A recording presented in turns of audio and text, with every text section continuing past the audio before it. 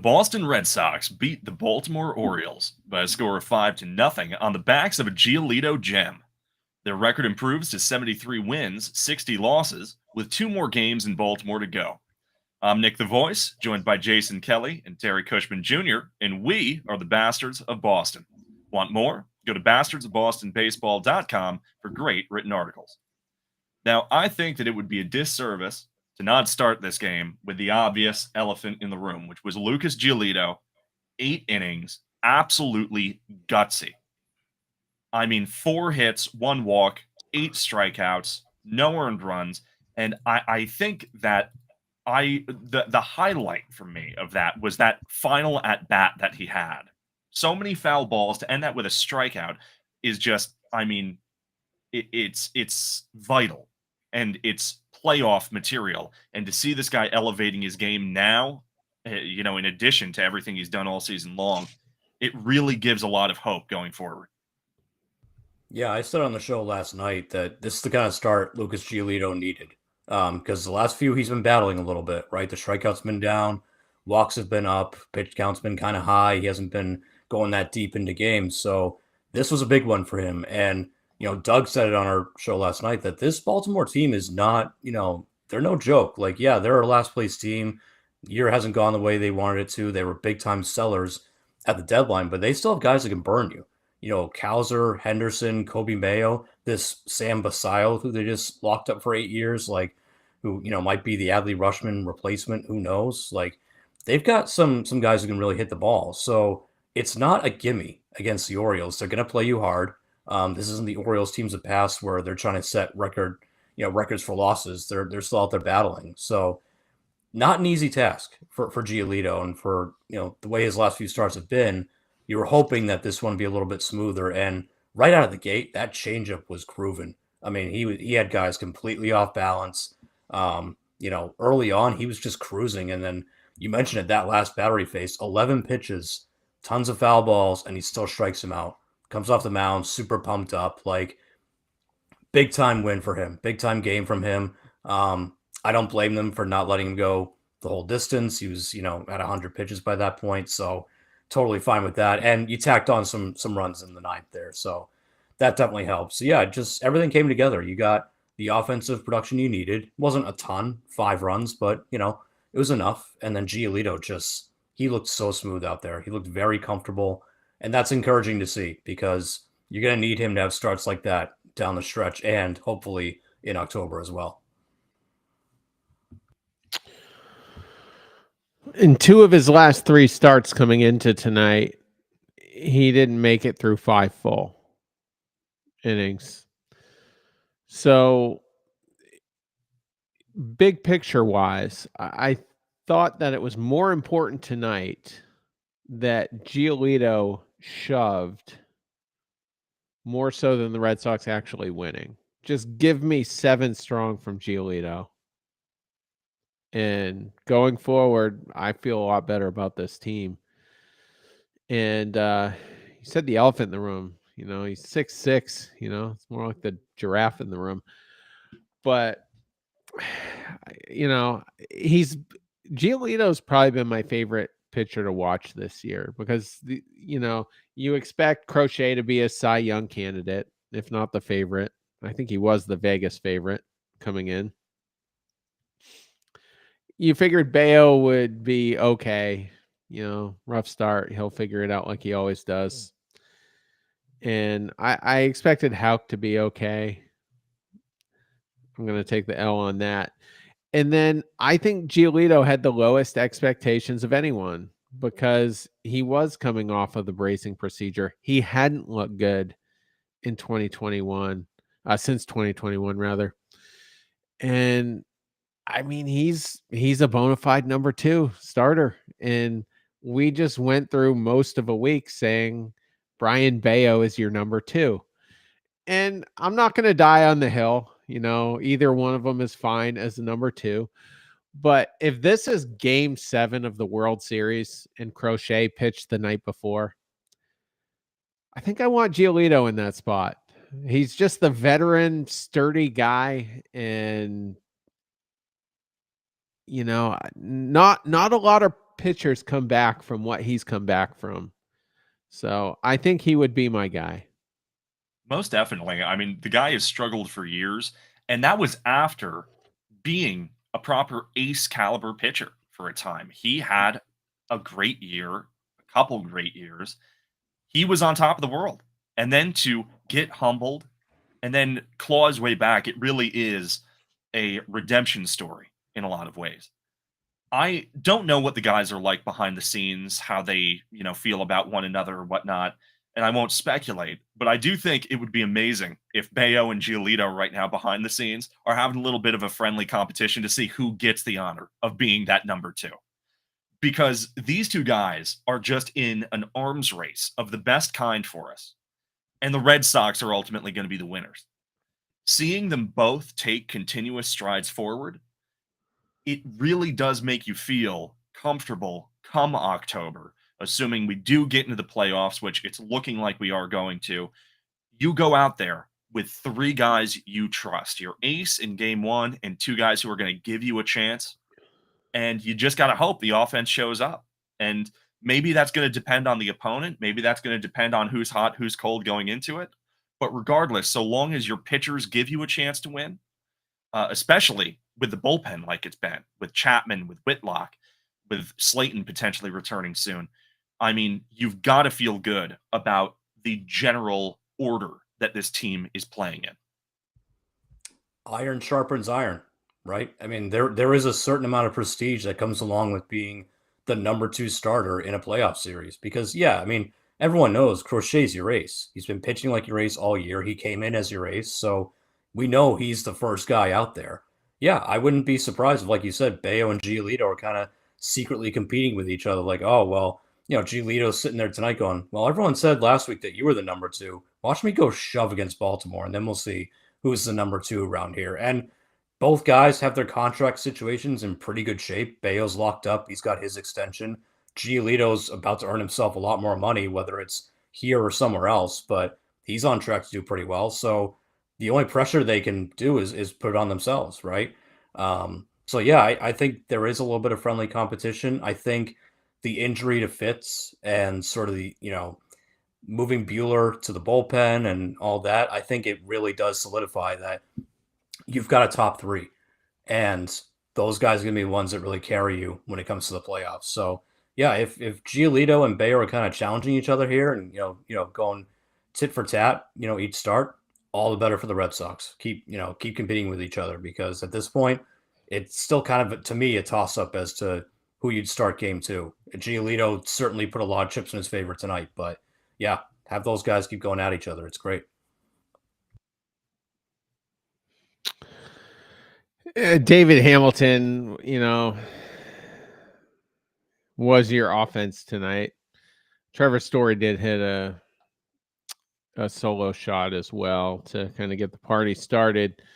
But, I mean, we're going to be a playoff team. We know this. The division is still in play.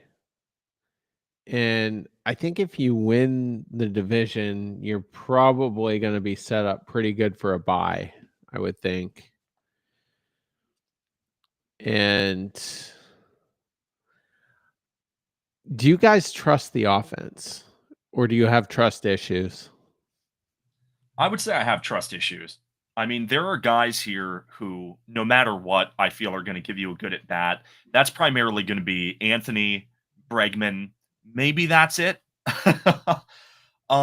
Duran, Story, even Nathaniel Lowe. I mean, once Willier comes back, if we can get back to that sort of deep lineup that we had earlier in the season, that's going to be a big boon for us. But a big part of that is going to be getting Narvaez going again, getting Rafaela going again, making sure that we have that depth, and really being able to just put up good at bats, keep the line rolling, have faith in the guy behind you, because ultimately I feel like that is when we're playing our best baseball, when all the guys are keeping it going, willing to take a walk, willing to get a single, and just passing it on to the next guy behind him. It is a little scary to see the strikeouts, the whiffs, the chase rate. Because Trevor Story can go out there like he did tonight and have a great game. It's very possible he could have a 25-25 season this year with hitting a home run and a stolen base tonight. Ultimately, he has good months, but he's prone to bad games, and everyone is. But Trevor Story's type of bad game, I feel, is a little more frightening than some of the guys around him, if that makes sense. Yeah, I still have trust issues with the offense, and a lot of it's inconsistency. So, you talked about guys like Rafaela, who's all of a sudden in a slump now, Narvaez, who's starting to look kind of tired and fatigued.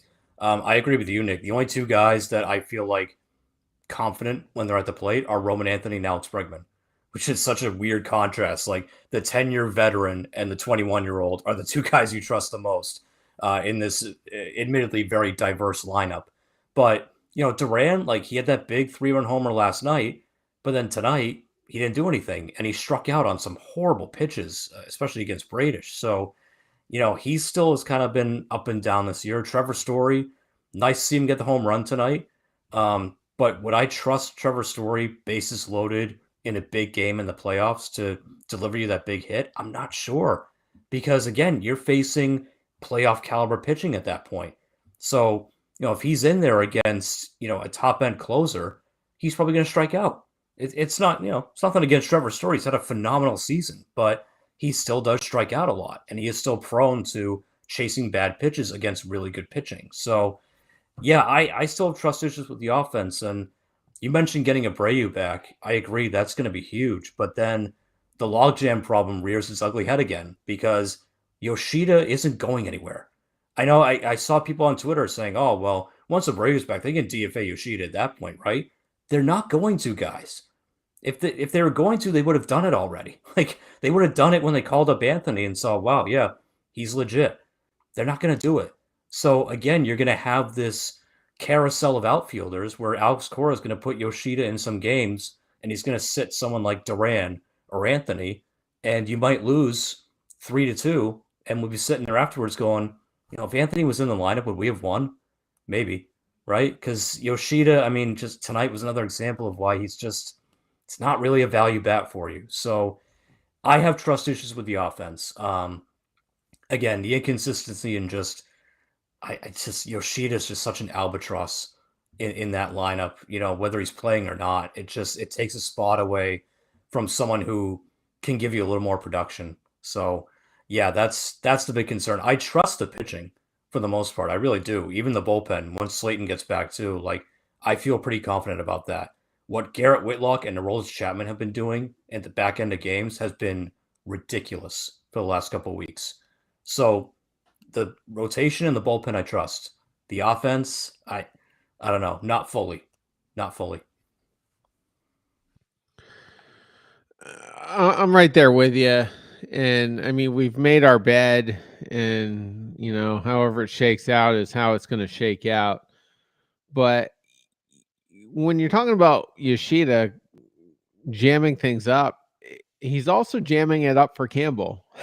If you want to bring Campbell back, the logjam just traces back to Yoshida because you're not going to platoon Campbell with Nathan Lau.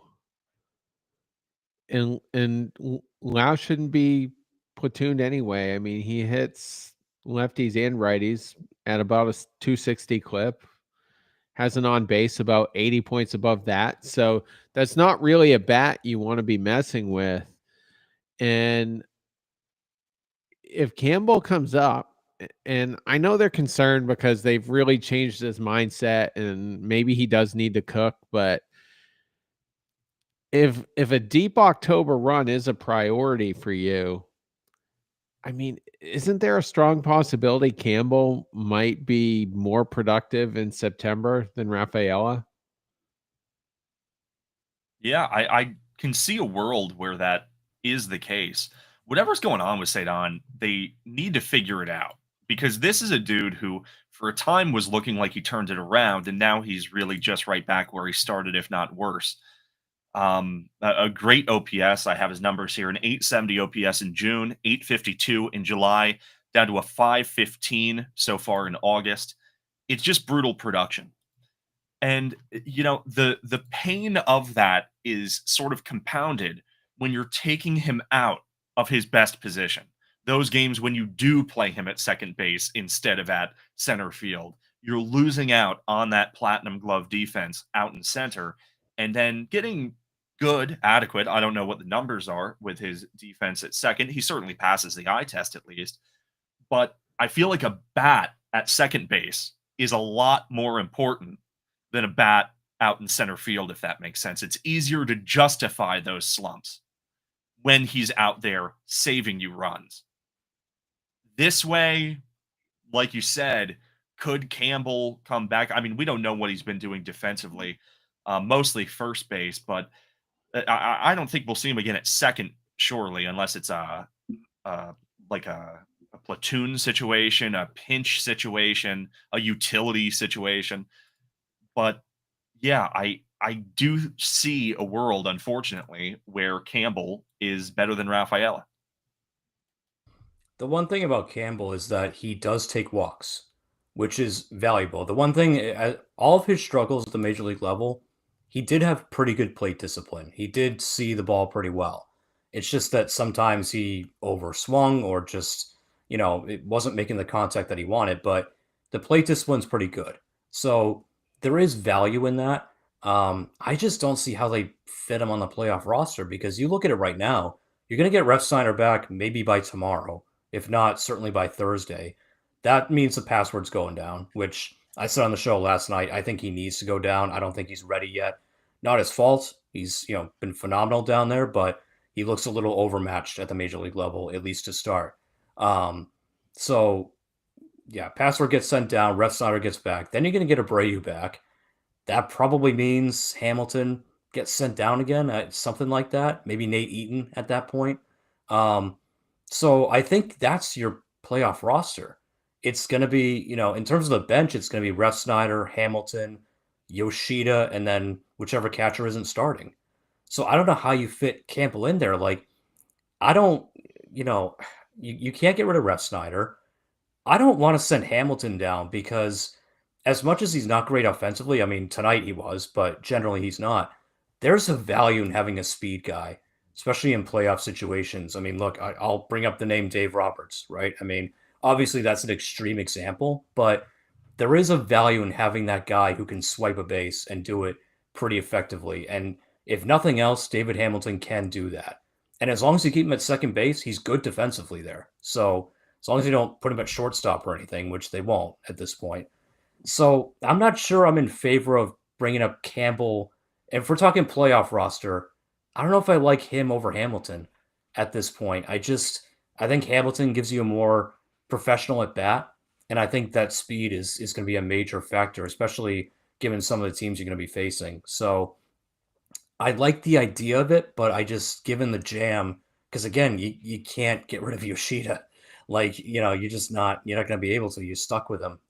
Thanks, Chaim. So yeah, it's just I don't see where there's a spot for him. Well, I mean, I wouldn't call Campbell up right before the playoffs. I mean, he'd have to come up in early September and then you feel it out. And if by September 20th, it's like, nope, he needs to go back down there and cook, then so be it. But I mean, his ceiling is immensely high compared to some of the guys we've just mentioned. And I think Eaton would be the odd man out once Abreu and or Refsnyder gets back. And the password, I mean, what a bucket of cold water that was. I mean, all this hype, all these highlight reels, and he just not ready, and you're fortunate to have Anthony playing really well and at least Campbell to be at least in the conversation, whether he gets called up or not. And he might not, but I'm just looking to supplement this. Nathaniel Lau or Low. I don't know how he pronounces it, but he can contribute. I could see him being a big player here down the stretch.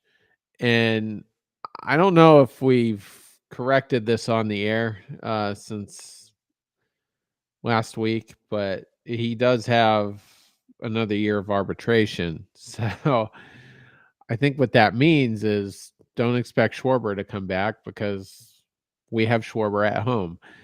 And you know, that's about what that means. I mean, he might hit 27 home runs compared to Schwarber's 45, but you know, you don't have to dole out a big contract where you have one guy controllable. So, but aside from that, I just don't know where the offense is going to come from. You've got Anthony, you've got Bregman, and I don't think Bregman has the best postseason numbers. By the way, I can look those up shortly, but I think he's roughly a 230-ish hitter in the postseason. And you know, Nathaniel Lowe, and I don't know. You're just praying for a couple other guys to get hot, and it sucks that that's where we're at because you know, in almost a decade, you finally have good pitching again. So Yeah, I guess the silver lining is that anyone can get hot at any time, right? A lot of these guys in the lineup have shown us that they have the talent, they have the mindset, they just need to put it all together to have a good month. There's different heroes of the postseason every year. You know, you go back to the 2018 run, the ALCS, it was Jackie Bradley, right? The World Series, it was Mitch Moreland and Steve Pearce. So who's to say that this year, if we're playing in the wild card round, it's not going to be a Nathaniel Lowe show? You know, if we make it all the way to an ALCS, that Carlos Narvaez doesn't, you know, hit two bombs that help us win games. It is concerning, though. I agree, and it is true about Lowe that I love his added discipline over Toro. The fact that he's willing to take a walk is so huge. And that has made me a lot more comfortable. At this point, the thing with Yoshida's contract situation is obviously we can't drop him off the regular season roster. But when it comes to the postseason, that does give you a little more flexibility to say, all right, you sit on the bench. you know, and maybe if something goes wrong or something goes right, maybe you could be subbed in. But at this point, I would much rather than bringing Yoshida. I would much rather have Sedon out in center field where he belongs. You put either Anthony or Duran out in left. You put Abreu or Ref Snyder out in right. And then whichever one of those guys isn't out there that you want there for the day, you put him at the DH slot. That would honestly be the ideal. You know, you go with Narvaez, Lowe. Second base is a question mark. Maybe Hamilton is a nightmare. I would much rather him off the bench because you're absolutely right, Jason, that type of speed is so good for situational baseball, which the playoffs are all about, you know? And maybe in a strange way, that gives Christian Campbell an opening, or maybe we see Romy Gonzalez as the everyday starter. But regardless, we do have options. It's just a matter of these guys showing up and delivering. Yeah, and you make a good point that every postseason there's a different hero, right? It's not always just the main guys. Sure, there are times where, you know, that World Series against the Cardinals where David Ortiz was like immortal. I mean, yeah, that's going to happen too, right? So you're hoping that Anthony Bregman they have good postseason numbers. So Randy Clemens, who's a frequent listener, just put in the chat. Bregman in the postseason for 99 games, 238 average, 19 homers, 54 ribbies, a 789 OPS in the postseason. So a little bit low on the average, but it's not the worst we've seen. There's been other guys, Mookie Betts, who really suck in the playoffs. So that's not Dustin terrible. Pedroia. Dustin Pedroia, yeah. There's been a couple of guys that have come through here that, you know, really don't show up in the playoffs. So, and yeah, it could be a guy like Nate Lowe. I mean, look, he was on the freaking Nationals all season. We saw firsthand how embarrassingly bad that team is. He's probably just so happy to be out of there that maybe it gave him a clear head. And maybe he's thinking, you know what? Like, again, given his contract situation, like, you know, I can make myself some more money here. If I really flash in the postseason here, if I help this team, you know, go forward a little bit, yeah, that's all good for him. He's still pretty young in his career. And he was a highly touted, you know, first base prospect with Tampa Bay, you know, coming up. So, Yeah, it could be a guy like him. It could be a guy like even Sadon, who's in the dumps right now. But remember how hot he was going into the All-Star break. He could get that hot again. There's nothing to say that he couldn't. So the offense is still a little bit suspect and still a little inconsistent for my liking, but I still think there are guys who can step up and, really deliver for this team. And look, it again, I keep harping on it, but having Yoshida there, it's gonna suck. But who knows? Maybe he pinch hits one game and has a really big hit, has a big moment there. Who knows, right? So they have enough guys that even if they end up as a top wild card, let's say they don't get the division, right? They're hosting that 3-game series at home. I feel very confident going into that series, especially because they're a good home team. But this offense isn't like embarrassingly bad. It's just a little inconsistent, and sometimes it's hard to trust them. But when they are on, they're one of the best offenses in the league. So I still have faith that like that combined with the pitching, this team should be able to make some noise in October. With Yoshida, I mean, it does seem kind of far-fetched that they could DFA him, but as we approach September, I mean, you have to be realistic about who he is on this roster. I mean, when you called him up in earlier mid-July, whenever it was, you're kind of hoping, well, all right. I mean, he'll give you some quality at bats. Maybe he can rebuild some potential trade value for this winter, so he's not a complete zero. Maybe you can try him in the outfield. That was adorable for 2 games. And I just think you're gonna DFA him at some point, whether it's this September, next September, after opening day 2027. That's his walk year. I don't know, but he's dead weight. You're skating right now. You're putting up W's with only 1 and 2 runs a game, by the way. I mean, you only needed 1 to win that last Bayo start. And, I mean, you only had 2 runs tonight until that wonky inning when they couldn't throw the ball and made some bad decisions defensively in the infield. So, I mean, that's why I have the trust issues. I mean, we're winning games that you're going to be taking some L's on typically. So I don't know what you do with Yoshida, but maybe I'd be the least shocked of everyone if they did cut him loose. Yeah, I mean, especially when you look at the rest of the lineup, it's not like you can hide him in the 8 hole and just call it a day. The 6 through 9 tonight was brutal, and Hamilton's been having a couple of good games, but I feel like we know what to expect from him at this point. That 1 through 5 tonight, Anthony Bregman, Duran, Story Low, that's pretty decent, and sure enough, members of those guys produced tonight. Then Yoshi, Rafaela, Hamilton, and Narvaez, and it's like that's a lot of ice. That's a lot of ice, and that's a great way to not just set yourself up for failure, but if you think about it, right, the back of the order is going to come up with guys on base. That's the nature of the game. Your best hitters who are at the front are going to get on base, and then if it gets down to 6 and 7, you hope that those guys can knock them in. When it comes to 8 and 9, you hope that those guys get on base for the top of the lineup to knock in.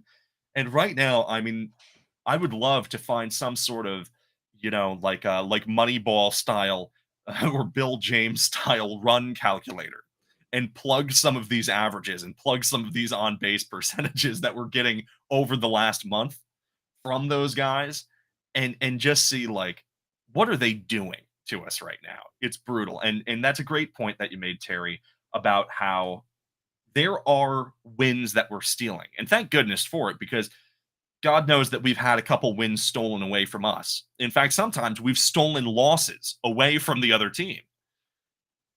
This team, I can't say it enough. It has the potential to run on all cylinders and put up great numbers, 11-run wins. It also has the potential to go 1 for 11 with runners in scoring position. Yeah, absolutely. It does. That's the thing. Like they can when they turn it on and it's 1 through 9, working like a well-oiled machine, like they're hard to stop. They got speed, they have power, they've got good plate discipline for the most part. So yeah, when it's all working, they look really good. But you're right, like that bottom half of the lineup tonight was, a lot to be desired there. And at this point, like put Rafael back in the 9 hole, like permanently. I mean, when he was doing his most damage, that's where it was from anyway. I think they tried to move him up to give him more bats, and maybe that's the wrong approach with a guy like him. So yeah, put him back in the 9 hole, and just with Narvaez, we talked about it last night. Connor Wong is actually starting to slowly heat up here a little bit with the bat. So I want to see a true catching tandem going forward, like every other day. It's Wong, Narvaez, because man, Narvaez looks exhausted. He just does, and he had that knee issue a couple weeks ago, 2 weeks ago, and they gave him a couple days off. They didn't put him on the IL, but he came back. He hasn't really looked the same. Like, I wonder if he just needs just a big spell of rest, right? Like, maybe he does need a quick 10-day IL stint. And I know that, the catching options done in AAA are pretty ghastly to consider, but maybe that's what he needs to just get right because he looks like a completely different guy. Um, as for Yoshida, he's just not a fit. He's not a fit on this roster. And, I wouldn't be surprised if he is DFA because at the end of the day, he wasn't Breslow's signing. Breslow has no allegiance to Yoshida. He had to inherit him. This was Chaim Bloom overbidding and, basically overbidding himself for a guy that other teams in the league didn't really want. So he was never a fit.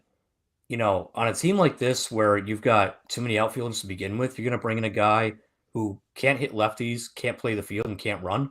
Like that was never going to work. So, um, I wouldn't be surprised if at some point they just eat the money and say, you know what, like we don't need the headache anymore.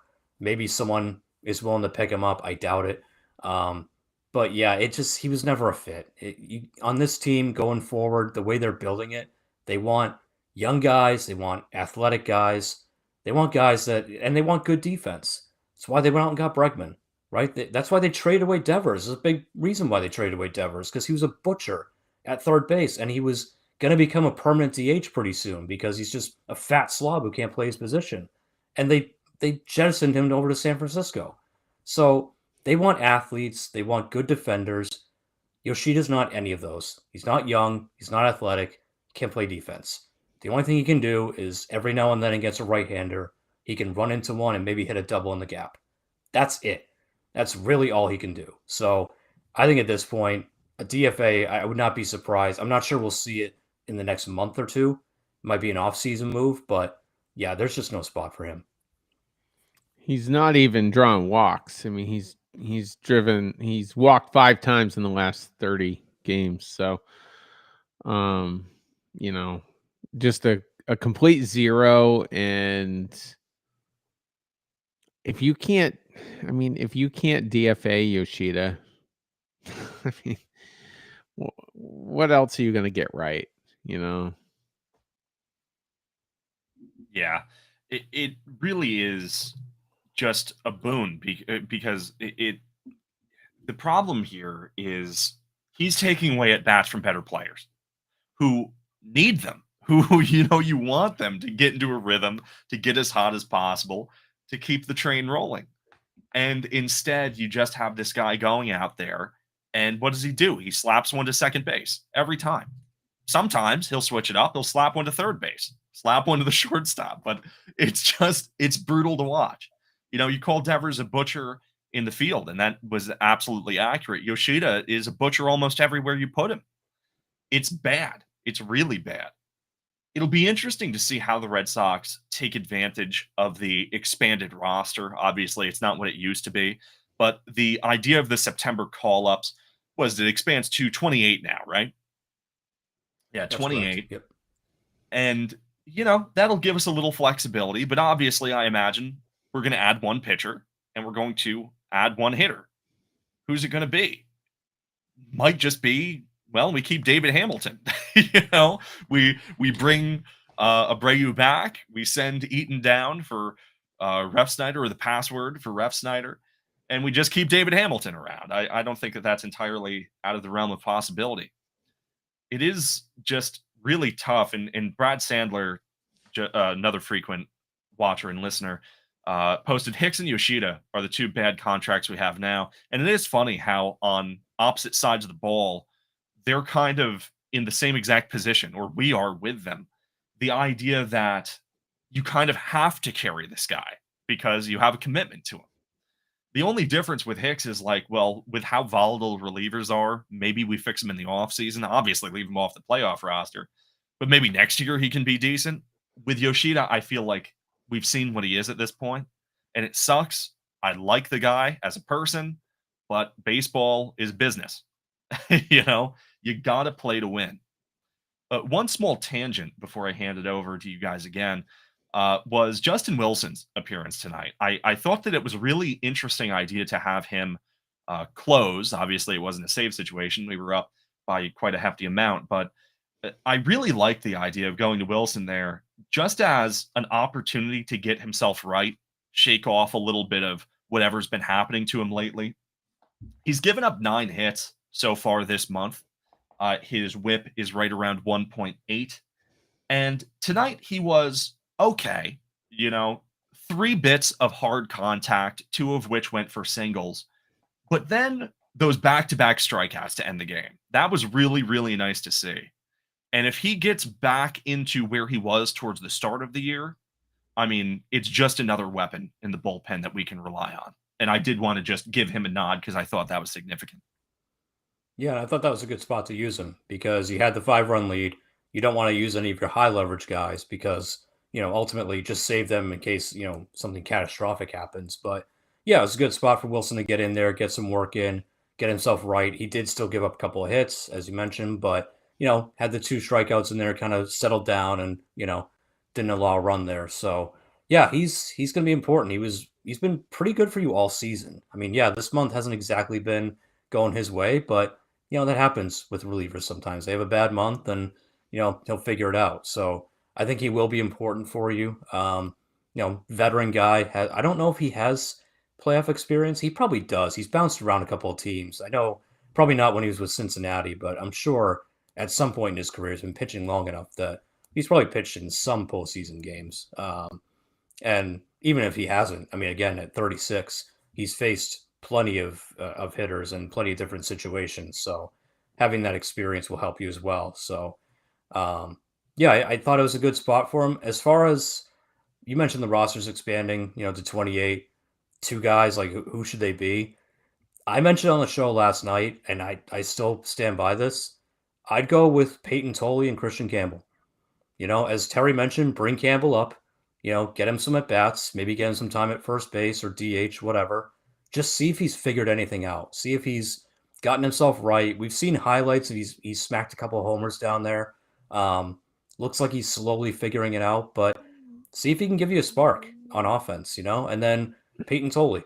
I mean, we were just talking about Justin Wilson, like good lefty for you, but has had his struggles. If Peyton Tolley can come in and like bulldoze and just, again, 6'6", he's in like the 95th percentile in terms of extension, meaning that the ball looks like it's coming out way faster than it does.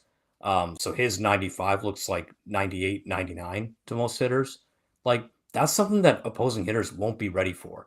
They haven't seen this guy. They don't really have a book on him. So I like the idea. Like, bring him up, see if he can throw some fireballs. And, if he kind of keeps you close in some games out of the bullpen and, has some shutdown innings, I think that'd be really good. So those are the 2 I would go for. You're going to have to do something because, I mean, you had Bernardino open. Bueller's not in the rotation anymore. Fitz, I didn't even follow up, but it looks like he's going to be shut down for a little while. I don't know what the deal was there. And Nick's guy there, Cooper Criswell, has some elbow inflammation. So suddenly these guys are dropping like flies, and you have to fill that 5th spot. So it's going to be either Tolley or Harrison at this point. I don't know who else you have left, and doesn't matter if we like Dustin May. I mean, he's going to have to pitch, and he gave up 5 against the Yankees. I think 3 or 4 of them left the yard, which you don't like to see. But so the back end of the rotation is concerning, but we've been skating. We haven't been scoring runs, so I don't know how we've been winning those games. But yeah, there's definitely some stuff that needs to be ironed out here as we close out the final 5 weeks. Yeah, skating is a good word for it too. You're absolutely right. I do think that either Harrison or Tolley, there's even a possibility, even though I don't necessarily think it's likely, that we could see both. It's possible. Because this happens every year, really, with every team. Pitching injuries are just brutal to the point where I'm holding my breath. It really is one of those things. And we're just fortunate right now that we're worried about the bottom of the rotation, I suppose. Come October, should we require a fourth starter, hopefully we have someone who's a decent option at that point. Maybe that will be an unveiling for Harrison. Maybe that will be a trial by fire. Or maybe we'll just go with Big Red and see what he can do. Give us a good game.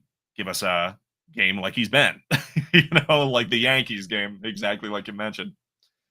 Let's see. Brad Sandler said Fitz will find out what's really wrong Friday. Randy said sounds like Fitz is done for 2025 with rotator cuff issues, which is such a brutal problem. I think, did I just see Eovaldi is dealing with something similar, which is really the nail in the coffin for the Rangers. I think, he might be mixing up with Eovaldi. So Fitz has a nerve thing in his forearm. I forget it. There's a term for it that they use, but yeah, he's got some nerve issue in his forearm. So they're gonna just shut him down, and he's just gonna have to see how it feels. But he might be done for the year. Yeah, nerve might be better in the long run, though.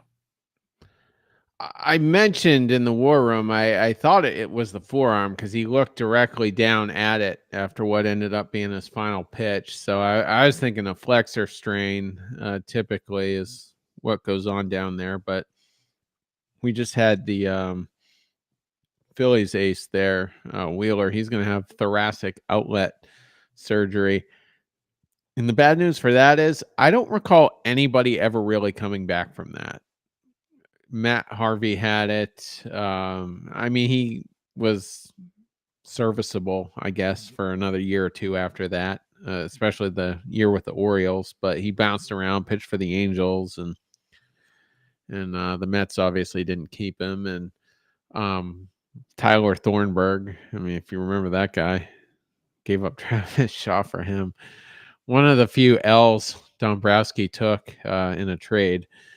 But so we'll see. That's the Phillies' problem, obviously. But lots of injuries right now. So I don't know. I don't know who's more intriguing, Harrison or Tolley.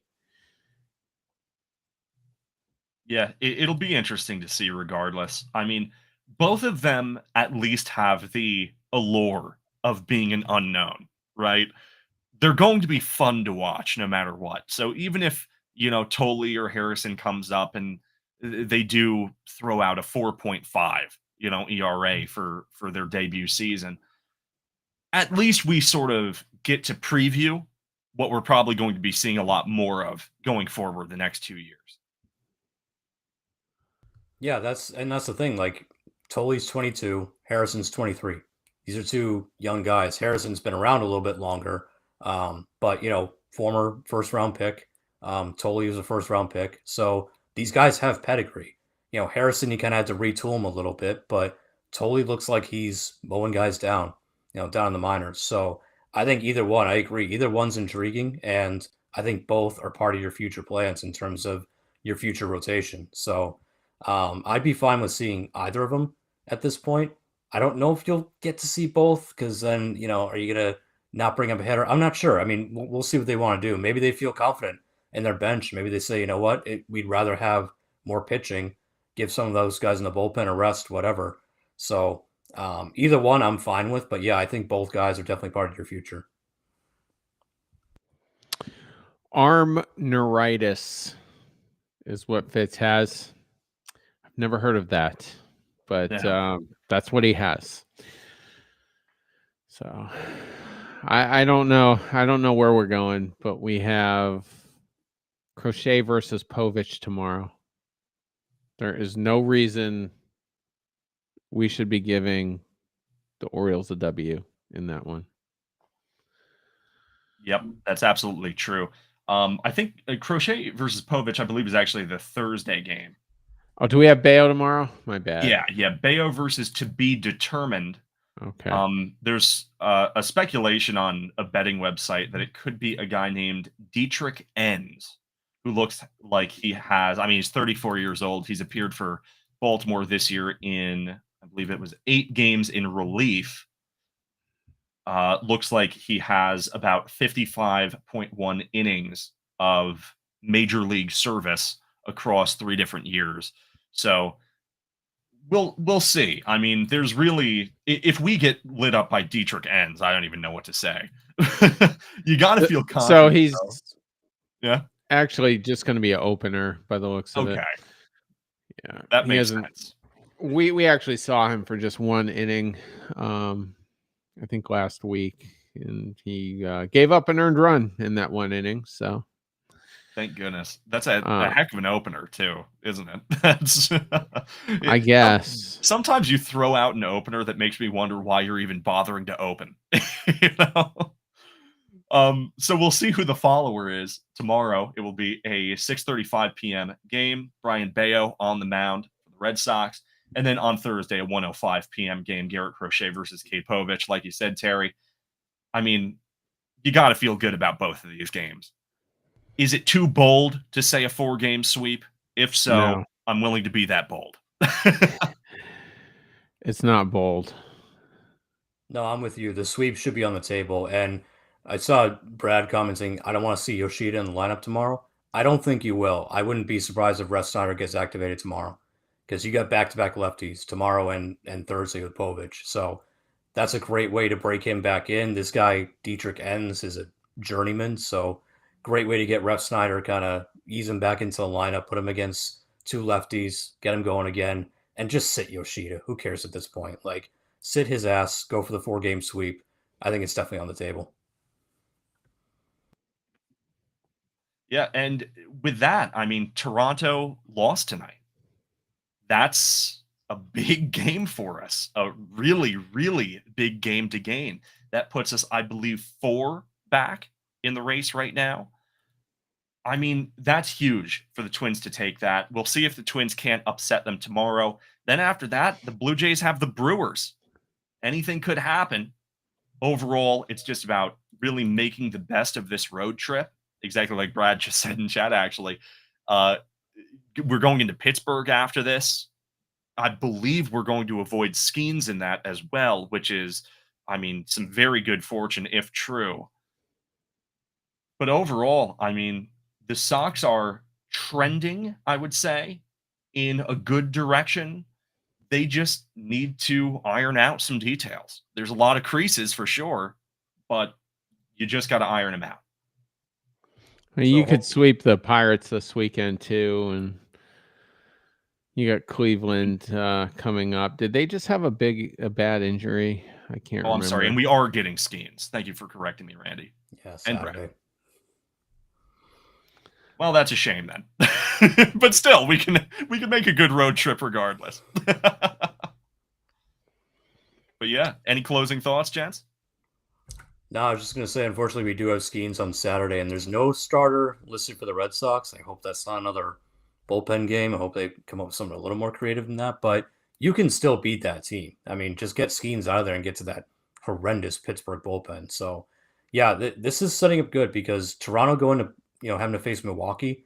Milwaukee's like the hottest team in baseball right now. So that's going to be a tough test for them. And you've got, Baltimore and Pittsburgh. So take advantage of it. Gain some ground in the division. Yeah, absolutely. I mean, the thing with Skeens is it's very like 2018 DeGrom, where he's going to pitch an absolute gem and end up with the loss anyway because he gave up 1 run. And, the offense couldn't bail him out, So fingers crossed that the the Red Sox figure this out. For right now, though, we'll focus on what's in front of us, which is hopefully taking Game 3 from Baltimore tomorrow and maybe Game 4 from them on Thursday. Until next time, thank you so much, everyone, for joining us. I've been Nick, joined by Jason and Terry once more. We have been the Bastards. Let's go, Red Sox. Thank you for